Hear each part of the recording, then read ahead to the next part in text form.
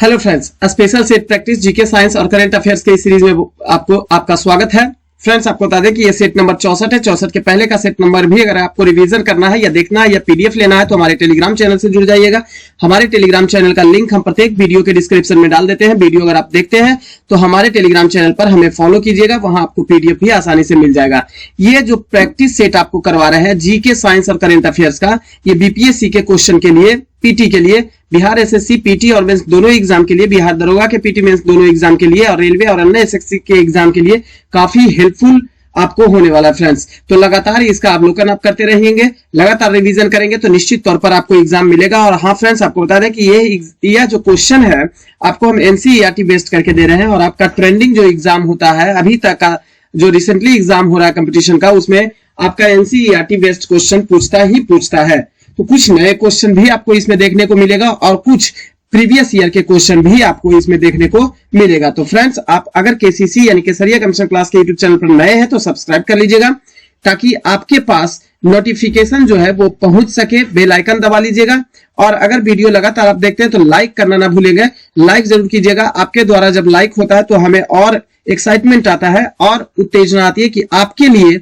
हम और trending question जो है और कंटेंट को, अच्छे कंटेंट को तैयार कर सके ताकि आपके आने वाले भविष्य के लिए काफी हेल्पफुल हो सके। तो चलिए फ्रेंड्स, आज का पहला क्वेश्चन हम देखते हैं 64 नंबर सेट का।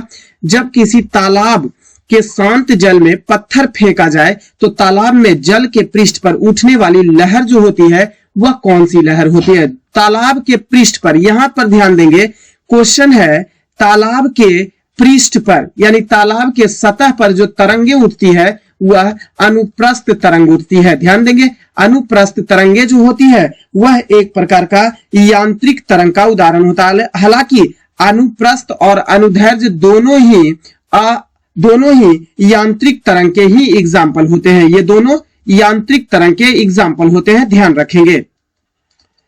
यांत्रिक तरंग के एग्जाम्पल होते हैं, दोनों यांत्रिक तरंग के प्रकार होते हैं, जिसमें से अनुप्रस्थ तरंगे जो होती है वो श्रृंग एवं गर्त, ध्यान रखेंगे, श्रृंग एवं गर्त के रूप में, श्रृंग और गर्त, जिसे शीर्ष यानी क्रस्ट और गर्त यानी थ्रो के रूप में भी इसे संचालित किया जा सकता है या इसे समझा जा सकता है। तो इसको समझने के लिए आप इस फिगर को याद रखिएगा। श्रृंग एवं गर्त के रूप में इसे कहा जाता है श्रृंग और इसे कहा जाता है गर्त। श्रृंग और गर्त के रूप में संचरित होती है वह अनुप्रस्थ तरंगे होती है। और ध्यान रखेंगे, जो संपीड़न और विरलन के रूप में संचरित होती है, जैसे कि इस रूप में संपीड़न और विरलन के रूप में जो संचरित होती है वह अनुदैर्घ्य तरंग का उदाहरण होता है।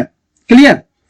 तो जल के सतह पर, पृष्ठ पर अनुप्रस्थ तरंगे, लेकिन ध्यान रखेंगे अनुदैर्घ्य तरंगे कहां? ध्वनि में अनुदैर्घ्य तरंगे संचरित होती है। तरंग का काम होता है कि ऊर्जा को एक स्थान से दूसरे स्थान पर स्थानांतरित करने के लिए तरंग की आवश्यकता पड़ती है। ध्यान रखेंगे, पृथ्वी के जल के सतह के नीचे उत्पन्न तरंग को अनुदैर्घ्य तरंग के रूप में परिभाषित किया जाता है, लेकिन जल के सतह पर उठे तरंग को अनुप्रस्थ तरंग कहा जाता है। नेक्स्ट क्वेश्चन है, सरल आवर्त गति में एक सरल लोलक के लिए निम्नलिखित में से, यहां पर निम्नलिखित कथनों में से कौन सा कथन जो होगा वो आपका सही कथन होगा?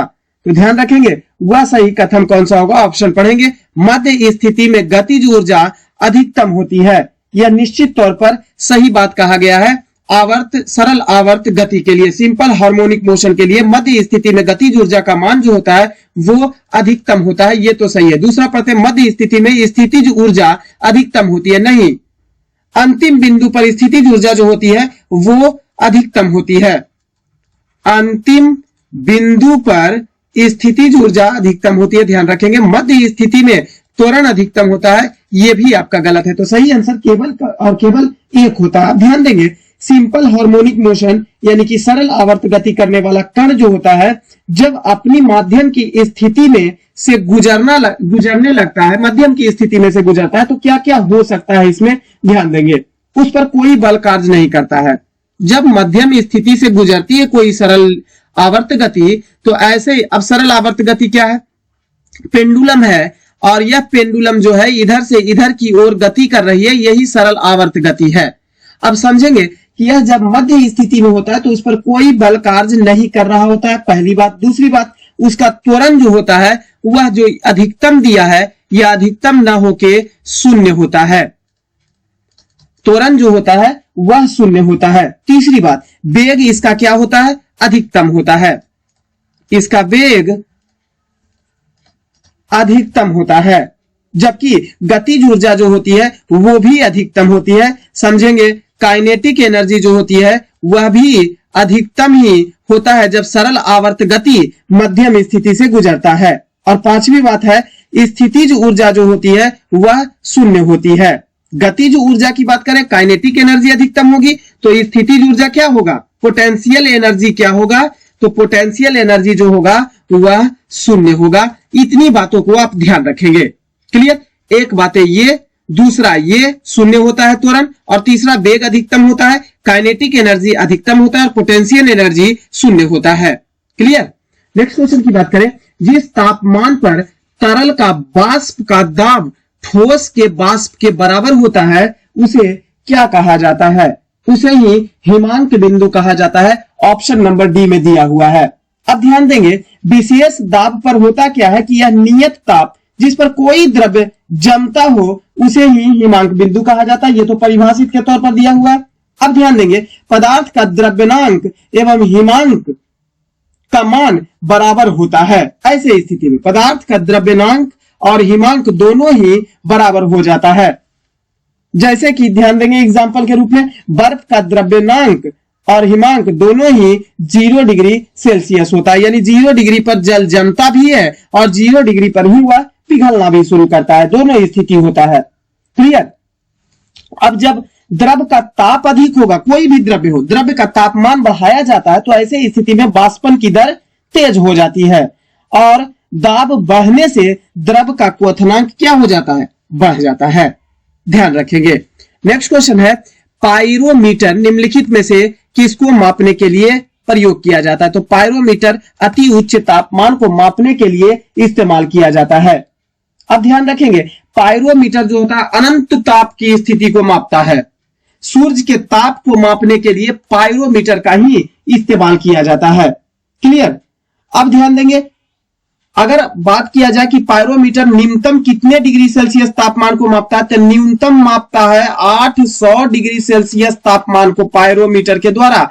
न्यूनतम मान है यह, और अधिकतम की कोई सीमा निर्धारित नहीं किया जाता है। और ध्यान रखेंगे, सूर्य ताप को मापने के लिए पायरोमीटर का इस्तेमाल किया जाता है। नेक्स्ट क्वेश्चन है, किसी चालक तार का प्रतिरोध तापमान के बढ़ने से क्या हो जाता है, तो चालक तार का प्रतिरोध जब तापमान बढ़ेगा तो मान क्या होगा प्रतिरोध का, वह बढ़ जाता है। क्लियर। ताप बढ़ने से, अब अर्धचालक में यही बात अगर पूछा जाएगा तो प्रतिरोध क्या होता है, ताप बढ़ा, अर्धचालक का ताप अगर बढ़ा दिया जाए, अर्धचालक का ताप अगर बढ़ा दिया जाए तो ऐसे स्थिति में प्रतिरोध क्या होगा, इसमें प्रतिरोध घटता है। यही कंडीशन सेम अर्धचालक के साथ अगर यदि जो आ जाए तो ऐसे स्थिति में प्रतिरोध क्या हो जाता है, वो घट जाता है। क्लियर। अब ताप के बढ़ने से अचालक के प्रतिरोध पर क्या प्रभाव पड़ता है। अब अचालक, अगर ताप बढ़ा दिया जाए तो अचालक के प्रतिरोध पर क्या प्रभाव पड़ता है, तो कोई प्रभाव नहीं पड़ता है। अचालक के तापमान को में वृद्धि कर दिया जाए तो कोई प्रभाव नहीं पड़ता है, कोई प्रभाव नहीं पड़ता है। क्लियर। यह चीज को ध्यान रखेंगे, पॉइंटेड रखेंगे। नेक्स्ट क्वेश्चन है, निम्नलिखित में से किसका अपवर्तनांक सबसे अधिक होता है, तो अपवर्तनांक की यह बात किया है तो सबसे ज्यादा अपवर्तनांक जो ऑप्शन के अनुसार अगर यदि जो हम देखते हैं तो सबसे ज्यादा अपवर्तनांक CO2 यानी कार्बन डाइऑक्साइड का होता है। अपवर्तनांक होता क्या है, इस चीज को थोड़ा सा समझेंगे। अपवर्तनांक जो होता है वह एक प्रकार की संख्या होती है, इसलिए इसका कोई भी मात्रक या कोई बीमा इस अपवर्तनांक का नहीं होता है, इसको भी ध्यान रखेंगे। कभी कभी क्वेश्चन में पूछ देता है अपवर्तनांक की बीमा क्या होती है या मात्रक क्या होता है, तो इसकी कोई बीमा या मात्रक नहीं होता है। अब जैसे जैसे माध्यम का अपवर्तनांक जितना अधिक होगा, माध्यम में प्रकाश की चाल उतना ही कम होती है। अपवर्तनांक और प्रकाश के चाल के बीच व्युत्क्रमानुपाती कर्मानुपाती का संबंध होता है, ध्यान रखेंगे। अपवर्तनांक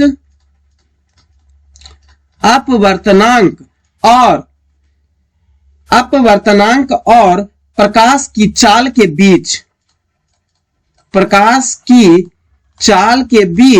व्युत्क्रमानुपाती कर्मानुपाती का संबंध होता है। यानी अगर अपवर्तनांक जिस माध्यम का अधिक रहेगा तो प्रकाश की चाल उस माध्यम में उतना ही कम रहेगी, और जिस माध्यम में अपवर्तनांक कम होगा उसमें प्रकाश की चाल उस माध्यम में ज्यादा होगी, ध्यान रखेंगे। यानी कि इसको दर्शाने के लिए अगर यदि जो हम कहें फॉर्मूला के रूप में, तो अपवर्तनांक को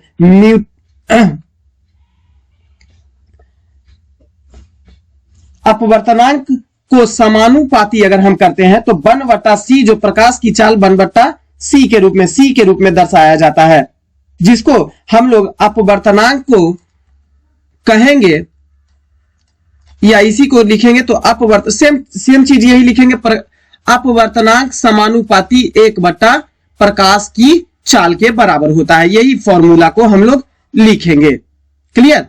यह होता है अपवर्तनांक, इसे ही अपवर्तनांक कहा जाता है। अब थोड़ा सा ध्यान देंगे, कार्बन डाइऑक्साइड का अपवर्तनांक कितना होता है दिए गए ऑप्शन के अनुसार। तो कार्बन डाइऑक्साइड का अपवर्तनांक जो होता है 1.628 के बराबर होता है, जबकि कांच के अपवर्तनांक की बात करें तो 1.52 होता है या 1.5 होता है कांच का अपवर्तनांक। जल का अपवर्तनांक की बात करें तो 1.33 होता है जल का अपवर्तनांक, जबकि बेंजीन का अपवर्तनांक की बात करें तो 1.501 के बराबर होता है, 1.501 के बराबर होता है अपवर्तनांक, ध्यान रखेंगे। तो सबसे ज्यादा इसमें कार्बन डाइऑक्साइड का। नेक्स्ट क्वेश्चन है, प्रतिचुंबकीय पदार्थ की चुंबकीय प्रकृति होती है।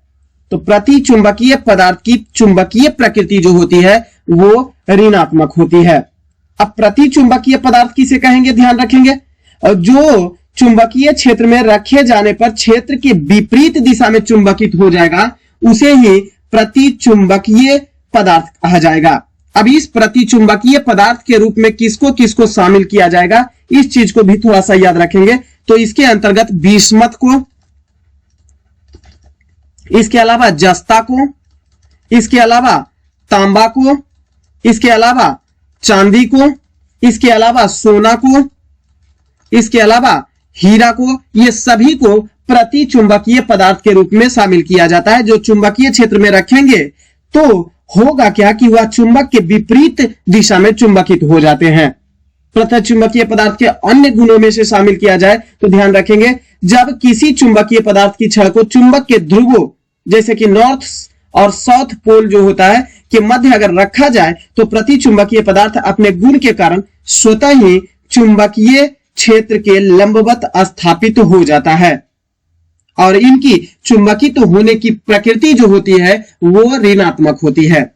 नेक्स्ट क्वेश्चन है, भारत में कब तक औसत अनुमानित आयु 70 वर्ष करने का लक्ष्य रखा गया है? 2025 तक यह लक्ष्य रखा गया है, जो कि आयु को कितना से बढ़ाएगा 70 वर्ष जो की गई है वो कितना से बढ़ाकर, तो ध्यान रखेंगे 67.5 वर्ष से बढ़ाकर, अभी वर्तमान समय में है 67.5 यानी 67.5 ईयर वर्तमान में है।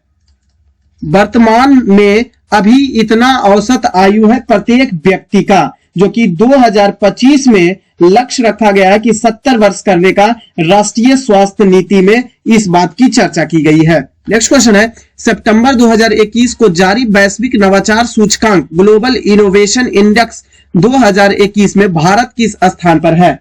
भारत 46वें स्थान पर इस रूप में है। जो पिछले वर्ष जो 2020 की अगर बात किया जाए तो 48वें स्थान पर था, वर्तमान समय में यह 46वें स्थान पर है। नेक्स्ट क्वेश्चन की बात करें, अब इसमें भी क्वेश्चन आएगा कि 2020 में 2022 में अब ध्यान देंगे 2022 में प्रथम तथा अंतिम देश कौन था? तो प्रथम देश जो है इसमें स्विट्जरलैंड। प्रथम देश की अगर बात करेगा तो यह भी आंकड़ा याद रखेंगे, स्विट्जरलैंड। और अंतिम भी याद रखेंगे, अंतिम देश। तो अंतिम देश में कौन रहा है यह भी ध्यान रखेंगे, यमन अंतिम देश रहा है। नेक्स्ट क्वेश्चन है, किस देश ने विश्व का सबसे बड़ा सौर वृक्ष यानी सोलर ट्री विकसित करने का कीर्तिमान बनाया है? वो है अपना भारत ने ऐसा कीर्तिमान स्थापित किया है। कहां किया है यह भी ध्यान रखेंगे। तो पश्चिम बंगाल राज्य के दुर्गापुर में दुनिया का सबसे बड़ा सोलर ट्री यानी कि सौर का वृक्ष स्थापित किया गया है, ध्यान रखेंगे। भारत के कहां? पश्चिम बंगाल, पश्चिम बंगाल के दुर्गापुर में स्थापित किया गया है। क्लियर। अब यह भी ध्यान रखेंगे कि विज्ञान प्रौद्योगिकी मंत्रालय के CSIR-CMERI द्वारा यह विकसित किया गया है। किसके द्वारा विकसित किया गया है? तो यह जो विकसित किया गया है CSIR-CMERI के द्वारा यह विकसित किया गया है पौधा को। इस सोलर ट्री से कितना बिजली का उत्पादन होगा? तो ध्यान रखेंगे 11.5 साढ़े 11.5 किलोवाट ऊर्जा की प्राप्ति होगा। क्लियर। नेक्स्ट क्वेश्चन है, जल जीवन मिशन के तहत कब तक हर घर में नल से जल पहुंचाने का लक्ष्य रखा गया है? 2024-25 यह लक्ष्य रखा गया कि हर घर जल जीवन मिशन की शुरुआत के तहत लक्षित किया गया है। नेक्स्ट क्वेश्चन है, हसन शेख महमूद निम्नलिखित में से किस देश के नए राष्ट्रपति चुने गए हैं? सोमालिया के नए राष्ट्रपति हसन शेख महमूद को चुना गया है। सोमालिया की राजधानी की अगर यदि जो बात करेंगे तो मोगादिशु इसकी राजधानी है, मोगादिशु है। नेक्स्ट क्वेश्चन है, केंद्रीय जल शक्ति मंत्रालय की घोषणा के अनुसार प्रत्येक ग्रामीण इलाकों में हर घर जल कनेक्शन प्रदान करने वाला भारत का पहला राज्य कौन सा है? भारत का पहला राज्य गोवा है। गोवा पहला राज्य है जहां 2.3 लाख ग्रामीण परिवारों को सफलतापूर्वक 100% देश का पहला हर घर जल का लक्ष्य प्राप्त करने वाला राज्य बन गया है। कितना आबादी का? 2.3 लाख लोगों के घर में लक्षित किया गया है। नेक्स्ट क्वेश्चन है, उबेर कप 2022 के विजेता निम्नलिखित में से कौन सा देश है? उबेर कप 2022 का विजेता दक्षिण कोरिया रहा है 2022 में। किसको हराया यह भी ध्यान रखेंगे। तो डिफीट किया चाइना को। हराया किसको? चाइना को हरा के उबेर कप पर अपना कब्जा किया। इसका आयोजन, इस उबेर कप का आयोजन कहां किया गया था? आयोजन की बात करेंगे तो आयोजन इसका थाईलैंड में किया गया था। इसका आयोजन थाईलैंड में किया गया था। इस चीज को भी ध्यान रखेंगे। आर्द्र भूमि दिवस जो कि 2 फरवरी को मनाया जाता है और इस बार भी 2 फरवरी 2022 का मनाया गया। तो इसका थीम क्या था इस चीज को ध्यान रखेंगे। तो इसका थीम रहा wetland action for people and nature. Option number C आपका सही आंसर होगा। क्लियर। नेक्स्ट क्वेश्चन है, हाल ही में किस राज्य द्वारा लोक मिलनी योजना का शुभारंभ किया है? तो पंजाब सरकार के द्वारा लोक मिलनी योजना का शुभारंभ किया गया है। यह होगा क्या? तो जनसंपर्क कार्यक्रम है। जैसा कि नाम से ही स्पष्ट है, लोक मिलनी, लोगों को आपस में मिलना, जनसंपर्क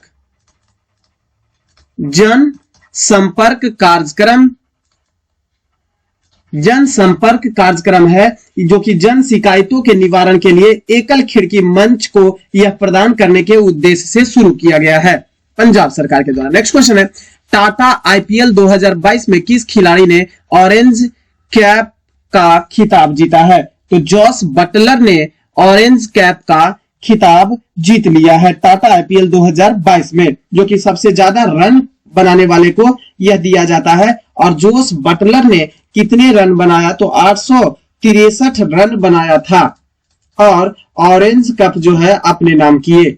नेक्स्ट क्वेश्चन की बात करें, भारत में कृषि आय की गणना किस विधि द्वारा किया जाता है? तो भारत में कृषि आय की गणना जो है वह किया जाता है, भारत में कृषि आय की गणना ऑप्शन में दिया हुआ उत्पादन विधि, आय विधि, व्यय विधि और प्रवाह विधि। सही आंसर होगा उत्पादन विधि के द्वारा कृषि आय की गणना भारत में की जाती है। क्लियर?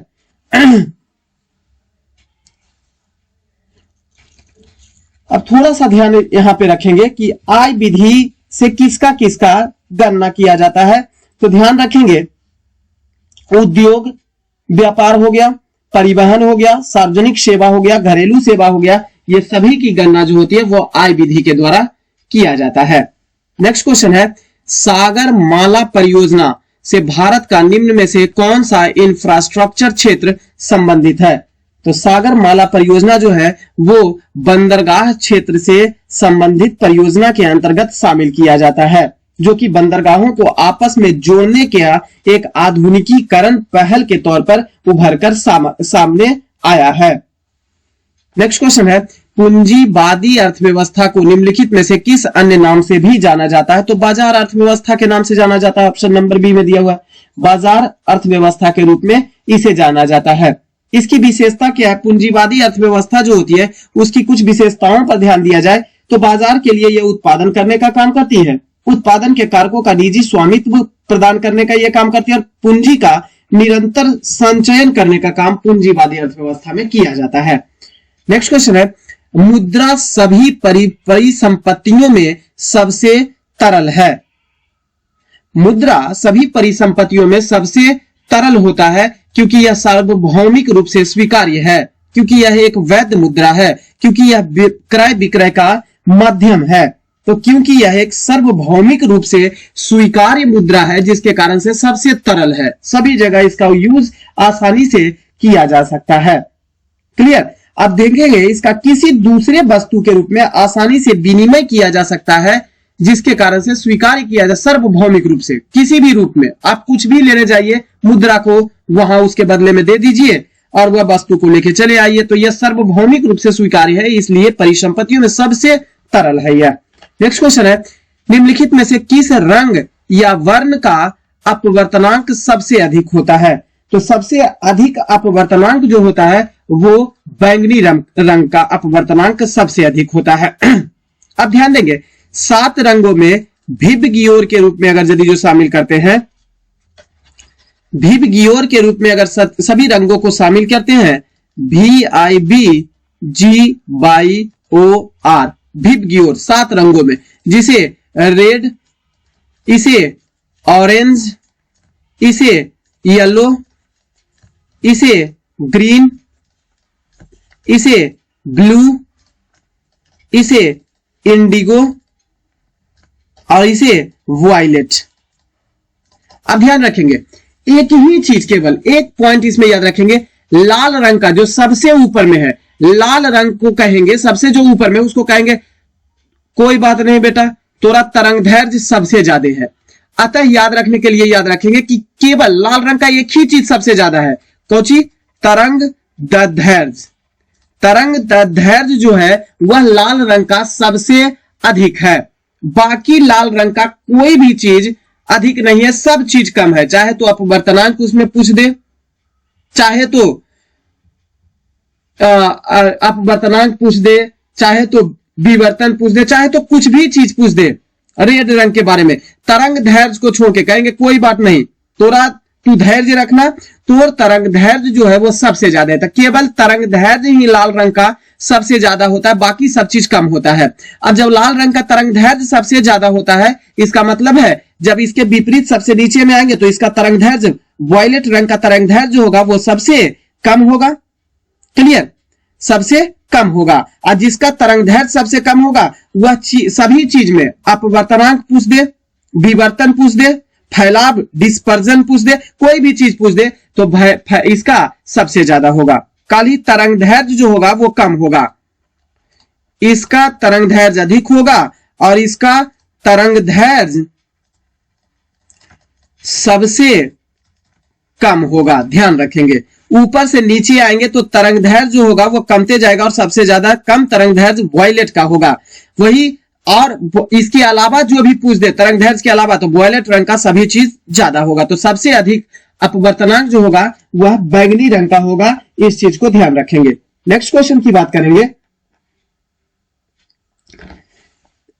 किस स्वच्छ जल वाले किसी भी स्वच्छ यहां पे शामिल करेंगे, किसी स्वच्छ जल वाले तालाब की आभासी गहराई वास्तविक गहराई से कम दिखाई पड़ती है। इसका कारण होता है अपवर्तनांक, अपवर्तन के कारण, प्रकाश के अपवर्तन की घटना के कारण ही ऐसा होता है। इसके अलावा बहुत सारा उदाहरण इसका होता है, जैसे कि रात्रि के समय तारों का टिमटिमाना प्रकाश के अपवर्तन की घटना के कारण होता है। द्रव्यांशतः डूबी हुई छड़ी टेढ़ी दिखाई देना, यह भी अपवर्तन के कारण ही संभव हो पाता है। सूर्योदय और सूर्यास्त के कुछ समय बाद भी सूर्य का दिखाई पड़ना अपवर्तन के कारण ही संभव होता है। और जल के अंदर पड़ी हुई मछली उसकी वास्तविक गहराई की तुलना में ऊपर दिखाई देना, यह भी प्रकाश के अपवर्तन की घटना के कारण संभव हो पाता है। नेक्स्ट क्वेश्चन है, लेक लांसे सेल, लोक नहीं याद रखें, लेक लांसे सेल में प्रयुक्त विद्युत अपघटय जो होता है वह अमोनियम क्लोराइड का होता है। ऑप्शन नंबर बी में दिया हुआ अमोनियम क्लोराइड का होता है। लेक लांसे सेल का विद्युत वाहक बल जो होता है, इलेक्ट्रोमैग्नेटिक फोर्स जो होता है, लेक लांसे सेल का इलेक्ट्रोमैग्नेटिक फोर्स जो होता है वह 1.5 वोल्ट के बराबर होता है। यह भी क्वेश्चन कई बार पूछ चुका होता है। अब लेक लांसे सेल का प्रयोग करेंगे कहां, तो परिपथ में जहां रुक रुक कर थोड़े समय के लिए विद्युत धारा की आवश्यकता पड़ती है, वही लेक लांसे सेल का प्रयोग करते हैं। जहां रुक कर विद्युत ऊर्जा की आवश्यकता पड़ती है वही लेक लांसे सेल का प्रयोग करेंगे। एग्जाम्पल के तौर पर अगर यदि जो देखेंगे तो विद्युत घंटी जो दरवाजा पर लगा हुआ होता है, विद्युत घंटी में प्रयोग किया जाता है लेक लांसे सेल का। इसके अलावा टेलीफोन में लेक लांसे सेल का ही प्रयोग किया जाता है। नेक्स्ट क्वेश्चन है, विद्युत परिपथ में फ्यूज को क्या होता है, तो विद्युत परिपथ में फ्यूज जो होता है वो गर्म तार होता है। इसमें केवल गर्म होता है, इसमें ध्यान देंगे गर्म तार का मतलब जीवित तार, इसमें केवल फेज होता है। तो फेज का वायर ये होता है, गर्म तार यानी जीवित तार में लगाया जाता है, यानी फेज वायर में विद्युत परिपथ का इस्तेमाल किया जाता है। क्लियर, ध्यान दीजिएगा। फ्यूज का कार्य क्या होता है, तो लघु पतन जिसको शॉर्ट सर्किट कहा जाता है, शॉर्ट सर्किट की स्थिति में परिपथ को यह भंग कर देता है। फ्यूज का प्रतिरोध क्या होता है, उच्च एवं इसका गलनांक निम्न होता है। फ्यूज का प्रतिरोध की बात करेंगे, प्रतिरोध जो होता है वह उच्च होता है। और ध्यान देंगे कि गलनांक की बात करेंगे, प्रतिरोध तो उच्च होता है जबकि गलनांक की बात करेंगे निम्न होता है, तब न तुरंत गल जाता है, निम्न हो जाता है। ज्यादा विद्युत धारा प्रवाहित हो जाने पर, शॉर्ट सर्किट हो जाने पर यह तुरंत से गल जाता है। तो गलनांक निम्न और प्रतिरोध इसका उच्च होता है। क्लियर, फ्यूज जो होता है वो सीसा और टीन के मिश्र धातु से मिलकर बने हुए होते हैं। नेक्स्ट क्वेश्चन है, ध्वनि का तारत्व यानी पिच या तीक्ष्णता जिसे श्रिलनेस कहा जाता है का निर्धारण ध्वनि के किस गुण के लिए किया जाता है, तो उसकी आवृत्ति से इसका निर्धारण किया जाता है। ध्वनि की आवृत्ति से इसका निर्धारण किया जाता है।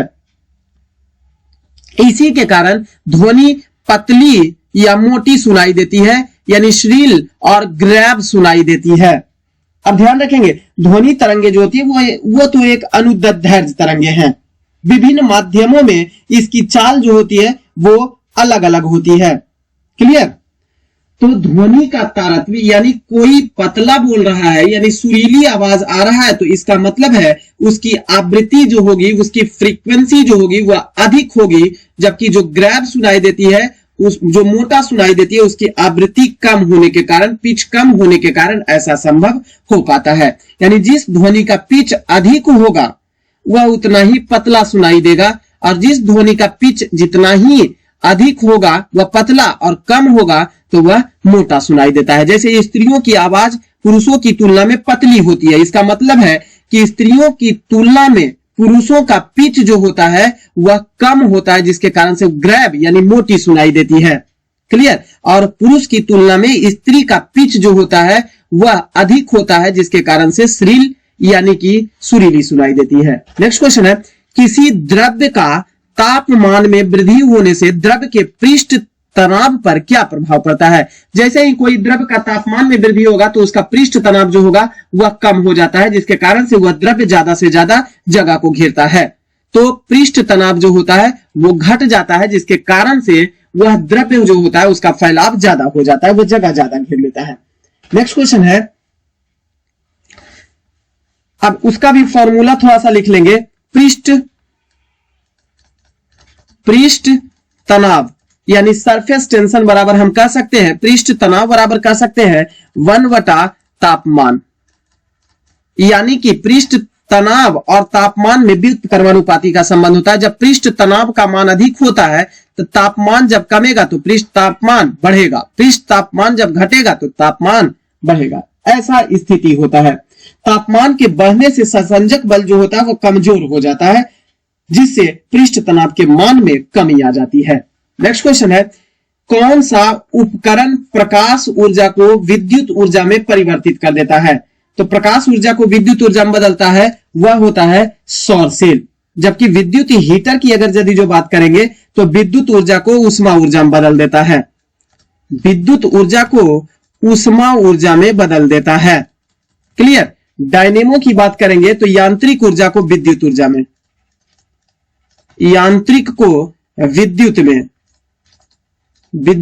ऊर्जा में बदल देता है। जबकि विद्युत मोटर की अगर बात करेंगे तो विद्युत ऊर्जा को ट्रांसफर करता है यांत्रिक ऊर्जा में।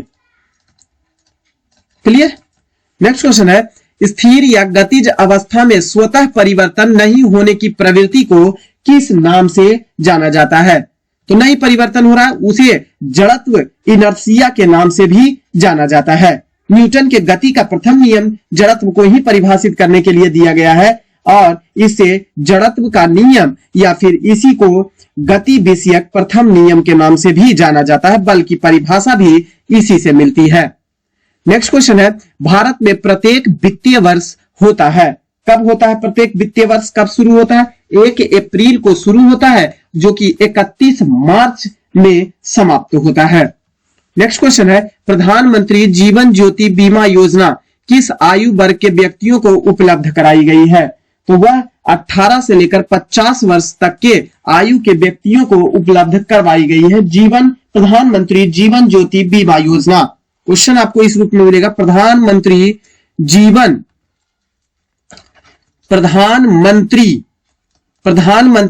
जीवन ज्योति योजना, यह योजना जो है बीमा योजना, यह 18 से 50 वर्ष तक के व्यक्तियों को उपलब्ध कराई गई है और इसका उद्देश्य एक ही है कि जीवन बीमा को बढ़ावा देने के साथ साथ पॉलिसी धारक की मृत्यु होने पर उसके परिवार को आर्थिक सहायता प्रदान करना। जो कि शुरुआत की बात किया जाए तो 9 मई 2015 को इसकी शुरुआत हुई थी। 9 मई 2015 को इसकी शुरुआत हुई थी। नेक्स्ट क्वेश्चन है, भारतीय साख समितियों द्वारा कृषकों को किस प्रकार ऋण उपलब्ध कराया जाता है। तो ऋण उपलब्ध कराया जाता है अल्पकालीन ऋण देकर, मध्यकालीन ऋण देकर और दीर्घकालीन ऋण देकर यह प्रदान किया जाता है। ऑप्शन नंबर डी इनमें से सभी होगा। नेक्स्ट क्वेश्चन है, निम्नलिखित में से कौन सी संस्था भारत में करेंसी नोट जारी करती है। करेंसी नोट जारी करने का काम RBI reserve bank of India का होता है, जो भारत का मौद्रिक प्राधिकरण के रूप में जाना जाता है। इसे मौद्रिक प्राधिकरण के नाम से भी जाना जाता है। आप ध्यान रखेंगे यही सब क्वेश्चन नवीनीकरण क्वेश्चन होता है। जब कभी भी आपसे पूछ देगा कि इनमें से किस संस्था को मौद्रिक प्राधिकरण कहा जाता है तो नवीनीकरण क्वेश्चन बन गया। मौद्रिक प्राधिकरण आरबीआई को कहा जाता है, ध्यान रखेंगे। नेक्स्ट क्वेश्चन है, मानव मस्तिष्क में स्मरण क्षमता कहां होता है। तो वह होता है सेरिब्रम। मस्तिष्क का सबसे विकसित भाग जो होता है वह होता है सेरिब्रम और यह प्रोसेंसेफ्लॉन जो होता है मस्तिष्क का सबसे आगे का भाग प्रोसेंसेफ्लॉन होता है, जो सेरिब्रम के रूप में बटा हुआ होता है। तो सेरिब्रम सबसे बुद्धिमान केंद्र होता है, इसी के द्वारा सोचने की क्षमता, यादाश्त की क्षमता, किसी भी प्रकार के विनिर्माण और निर्माण करने की क्षमता मस्तिष्क के इसी भाग में संपन्न होती है, इसलिए इसे बुद्धि का केंद्र भी कहा जाता है। यहीं पर चेतना, यहीं पर तर्क, स्मरण क्षमता सभी चीज होता है, जिसके कारण से इसे केंद्र बिंदु कहा जाता है बुद्धि का।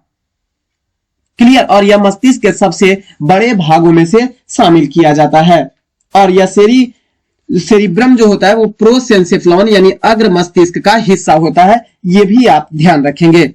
जबकि सेरिबेलम जो होता है वह सबसे पीछे का हिस्सा होता है। रोहेम्बेनसेफ्लॉन जो सबसे पश्चिम मस्तिष्क का यह हिस्सा होता है सेरिबेलम। इससे क्या होता है कि हमारा शरीर जो है वो संतुलन अवस्था में बना हुआ रहता है, यह सेरिबेलम होता है। जबकि मध्य मस्तिष्क जो होता है, मध्य मस्तिष्क को मीसेंसेफ्लॉन के अंतर्गत शामिल किया जाता है। कॉर्पोरा क्वाड्रिजेमिना और सेरिब्रल पेंडिकल इसके दो भाग होते हैं। क्लियर। और कॉर्पोरा क्वाड्रिजेमिना जो होता है और सेरिब्रम पेंडिकल जो होता है वह सभी प्रकार के संवेदनाओं को ग्रहण करके और आगे स्पाइनल कोड में भेज देने का काम मध्य मस्तिष्क का ही होता है। जबकि थैलेमस जो होता है, ध्यान रखेंगे, प्रोसेंसेफ्लॉन का ही भाग होता है, जो डाईएंसेफ्लॉन का एक हिस्सा होता है। नेक्स्ट क्वेश्चन है, निम्नलिखित में से कौन सा सही सुमेलित है? तो आमाशय जो होता है वो ध्यान देंगे कौन सा सही सुमेलित है। तो आमाशय अम्ल का श्रवण करता है, बिल्कुल सही है, अम्ल का सेक्रीशन करने का काम करता है। बड़ी आंत जल का अवशोषण करता है, बिल्कुल सही है। यकृत सबसे बड़ी ग्रंथि होती है, यहां पे शामिल करेंगे, सबसे बड़ी ग्रंथि होती है। लीवर, ये भी सही है। तो इनमें से सभी जो है वो सही है। नेक्स्ट क्वेश्चन है, निम्नलिखित में से कौन सा एंजाइम है जो भोजन में उपस्थित हानिकारक जीवाणुओं को नष्ट करने का काम करता है? उपस्थित भोजन को नष्ट करने का काम जो करता है वो होता है लाइसोजाइम। और यह लाइसोजाइम जो होता है वह लार ग्रंथि, हमारे माउथ कैविटी में 3 जोड़ी लार ग्रंथि पाई जाती है और इसी 3 जोड़ी लार ग्रंथि में से लाइसोजाइम का सेक्रीशन होता है और यही होता है जो भोजन में आए हुए जीवाणुओं को माउथ कैविटी में ही मार देने का काम करता है। उसके बाद भोजन को अंदर पचा जाता है। नेक्स्ट क्वेश्चन है, निम्नलिखित में से कौन सा रोग नाइट्रेट संदूषित भोजन तथा जल के उपयोग के द्वारा होता है? तो नाइट्रेट्स के प्रदूषण के कारण ब्लू बेबी सिंड्रोम जो होता है वो नाइट्रेट के प्रदूषण से हो जाता है। ज्यादा जब नाइट्रेट संदूषित भोजन होगा तो ब्लू बेबी सिंड्रोम की घटना घट जाती है, बीमारी हो जाती है। विशेषकर ब्लू बेबी सिंड्रोम जो होता है वो बच्चों में एक जानलेवा रोग होता है। काम क्या करता है, यह होता क्या है, यह हीमोग्लोबिन के साथ क्रिया करके मेथेमोग्लोबिन बनाता है। हीमोग्लोबिन के साथ मिलकर यह नाइट्रेट्स जो होता है हीमोग्लोबिन के साथ मिल जाता है और बनाता क्या है, तो ध्यान रखेंगे मोग्लोबिन बनाता है। और यही मेथेमोग्लोबिन जो होता है ऑक्सीजन संवहन को, ऑक्सीजन जो एक स्थान से दूसरे स्थान पर जा रहा था, इस संवहन को रोक देता है। ऑक्सीजन के संवहन में बाधक होता है, जिसके कारण से ऑक्सीजन जो होता है एक स्थान से दूसरे स्थान पर पहुंच नहीं पाता है, जिसके कारण से दम घुटने से बच्चे की मृत्यु हो जाती है। मिनी माता रोग जो होता है वो पारा के प्रदूषण से होने वाला रोग होता है और एस्बेस्टोसिस जो होता है वह एस्बेस्टॉस के प्रदूषण से होता है। एस्बेस्टॉस धूल से प्रभावित जो होता है उसे एस्बेस्टोसिस नामक रोग हो जाता है। नेक्स्ट क्वेश्चन है, टॉक्सिकोलॉजी का संबंध किससे है? तो विषों से। टॉक्सिकोलॉजी का मतलब विष का अध्ययन इसी के तहत किया जाता है। टॉक्सिकोलॉजी, विषाणुओं के अध्ययन को ध्यान दिया जाए तो यहां पर वायरस दिया है, विषाणु, तो इसे वायरोलॉजी के नाम से जाना जाता है। वायरोलॉजी कहा जाता है। बैक्टीरिया के अध्ययन जो होता है जिसमें जीवाणु का अध्ययन बैक्टीरियोलॉजी के तहत। और कैंसर जो होता है वो ऑन्कोलॉजी में कैंसर का अध्ययन किया जाता है। नेक्स्ट क्वेश्चन है, डीएनए में पाई जाने वाली जो शर्करा होती है वह क्या होती है? तो डीएनए में पेंटोज शर्करा पाई जाती है। और आरएनए। अब इसमें केवल डीएनए दिया है, लेकिन आप ऐड कीजिएगा डीएनए प्लस आरएनए, ये दोनों में पेंटोज नामक शर्करा की अधिकता होती है, शर्करा पाई जाती है। डीऑक्सी राइबोज तथा आरएनए में राइबोज के नाम से इसे जाना जाता है। इसी पेंटोज शर्करा को डीएनए में डीऑक्सी राइबोज, डीएनए में जो पेंटोज शर्करा पाई जाती है, पेंटोज शर्करा पाई जाती है, उसे ही डीऑक्सी राइबोज के नाम से जाना जाता है। जबकि जो आरएनए में पाई जाती है, आरएनए में पेंटोज शर्करा जो पाई जाती है, वह जो होती है वह राइबोज शर्करा के नाम से जानी जाती है। क्लियर। नेक्स्ट क्वेश्चन है, निम्नलिखित में से कौन सही सुमेलित इसमें से नहीं है? विटामिन बी1 की कमी से थायमीन हो जाता है, बिल्कुल सही है। विटामिन डी की कमी से जो होता है वो कैल्सीफेरॉल जो रोग होता है, विटामिन डी की कमी से, बिल्कुल सही है। विटामिन ए की कमी से एस्कॉर्बिक एसिड नहीं, विटामिन ए की कमी से अगर यदि जो देखा जाए तो विटामिन ए की कमी से रेटिनॉल नामक रोग हो जाता है, रेटिनॉल हो जाता है। तो यही आपका सही सुमेलित नहीं है। विटामिन बी12 जो होता है वो साइनोकोबालामाइन जो होता है वह बिल्कुल ही आपका सही दिया हुआ है। विटामिन बी1 को थायमीन कहा जाता है रासायनिक रूप से, विटामिन डी को कैल्सीफेरॉल रासायनिक रूप से कहा जाता है, विटामिन ए को एस्कॉर्बिक एसिड न कह के रेटिनॉल इसका रासायनिक नाम होता है। जबकि विटामिन बी12 जो होता है साइनोकोबालामाइन के रूप में रासायनिक रूप में जाना जाता है। ताकि लगता है पहले कि हम इसको रोग के बारे में कह दिए कि विटामिन बी1 थायमीन के कारण हो जाता है, ऐसा कुछ बोल दिए, लेकिन नहीं, रासायनिक एक तरफ विटामिन का नाम है और एक तरफ रासायनिक नाम है। विटामिन बी1 को थायमीन कहा जाता है, विटामिन डी को कैल्सीफेरॉल कहा जाता है, विटामिन ए को रेटिनॉल कहा जाता है, विटामिन बी12 को साइनोकोबालामाइन कहा जाता है। इसके अलावा भी ध्यान रखेंगे, विटामिन ई को टेकोफेरॉल के नाम से जाना जाता है, विटामिन सी को अस्कर्बिक एसिड या एस्कॉर्बिक एसिड के नाम से जाना जाता है। नेक्स्ट क्वेश्चन है, दो अस्थियां एक दूसरे से किसी अन्य संयोजी ऊतक द्वारा जुड़े हो सकती है, जिसे क्या कहा जाता है? जिसे स्नायु कहा जाता है, इसे ही स्नायु कहा जाता है, यानी लिगामेंट कहा जाता है, लिगामेंट कहा जाता है, जो दो अस्थि को एक साथ जोड़ने का काम करता है। बोन टू बोन, बोन को बोन से जोड़ने का काम जो होता है वह लिगामेंट करता है। तो ध्यान रखेंगे, बीच में लिगामेंट को रखेंगे, BLB, बोन को बोन से जोड़ने का काम लिगामेंट का होता है। क्लियर। नेक्स्ट क्वेश्चन की बात करें, अब वही मांसपेशी को अगर बोन से जोड़ने का काम अगर पूछेगा, अगर मांसपेशी को बोन MBT, मांसपेशी को बोन से जोड़ने का काम हड्डी से, मांसपेशी को हड्डी से जोड़ने का काम कौन करता है? तो वह टेंडन करता है, T से टेंडन, तो MBT याद रखेंगे। नेक्स्ट क्वेश्चन है, इंसुलिन का आविष्कार बेंटिंग एवं बेस्ट नामक विद्वान के द्वारा किया गया था। 1921 ईस्वी में इंसुलिन का आविष्कार किया गया था। क्लियर।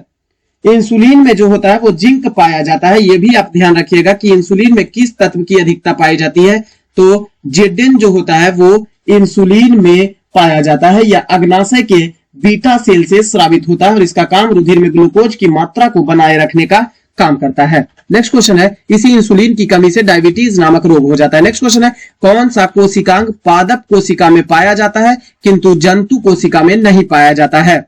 तो क्लोरोप्लास्ट जो होता है वो पादप कोशिका में पाया जाता है, लेकिन जंतु कोशिका में क्लोरोप्लास्ट जो होता है वह नहीं पाया जाता है। केवल पादप कोशिका में क्लोरोप्लास्ट पाया जाता है। यह क्लोरोप्लास्ट जो होता है किसके लिए सहायक होता है? यह क्लोरोफिल, इस क्लोरोप्लास्ट पादप कोशिका में पाया जाता है और इसमें जो उपस्थित एक प्रकार का वर्णक होता है, इसी में क्लोरोप्लास्ट में वर्णक होता है जिसे क्लोरोफिल पाया जाता है, और क्लोरोफिल की मदद से ही प्रकाश संश्लेषण की क्रिया संपन्न होती है। क्लियर। यही कारण है कि इसी हरित लवक यानी क्लोरोप्लास्ट को कोशिका का रसोई घर कहा जाता है। पादप कोशिका का, ध्यान रखेंगे, पादप कोशिका का इसे रसोई घर कहा जाता है।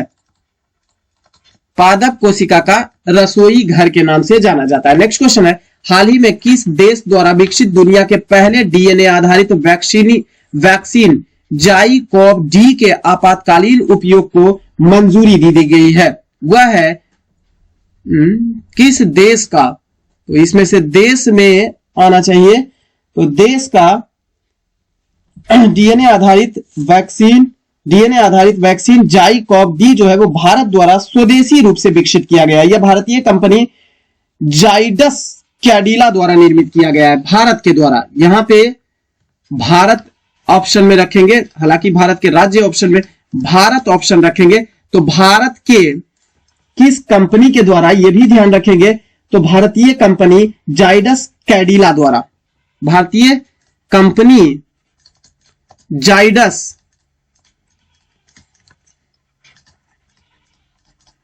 कैडिला द्वारा विकसित किया गया है। तो आंसर बनेगा भारत, आपका भारत। क्लियर।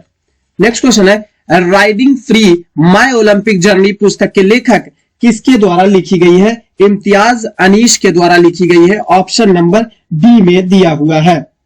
यह इम्तियाज अनीस ओलंपिक में घुड़सवारी के खेल में यह भारत का प्रतिनिधित्व करने वाले दूसरे भारतीय रह चुके हैं। घुड़सवारी से इनका संबंध है, घुड़सवारी से इनका संबंध रहा है। नेक्स्ट क्वेश्चन है, विश्व पृथ्वी दिवस 2022 का थीम क्या रहा? Invest in our planet, invest in our planet, option number A में दिया हुआ है। ध्यान रखेंगे, विश्व पृथ्वी दिवस जो मनाया जाता है वह किस तिथि को मनाया जाता है? तो 22 अप्रैल को विश्व पृथ्वी दिवस के रूप में मनाया जाता है। नेक्स्ट क्वेश्चन है, कोविड-19 महामारी के समय निम्नलिखित में से किस एक्ट के तहत भारत सरकार ने फेस मास्क और सैनिटाइजर्स को अनिवार्य वस्तु घोषित कर दी थी? आवश्यक वस्तु अधिनियम 1955 ईस्वी को शामिल करके सैनिटाइजर को और फेस मास्क को अनिवार्य वस्तु के तहत शामिल किया गया था। नेक्स्ट क्वेश्चन है, अंतरराष्ट्रीय बुकर पुरस्कार 2022 किसे चुना गया है? तो अंतरराष्ट्रीय बुकर पुरस्कार गीतांजलि श्री को, ऑप्शन नंबर ए में गीतांजलि श्री को, भारतीय लेखिका है गीतांजलि श्री। इनकी उपन्यास जो गीतांजलि श्री की थी वो tomb of sand, tomb of sand के लिए,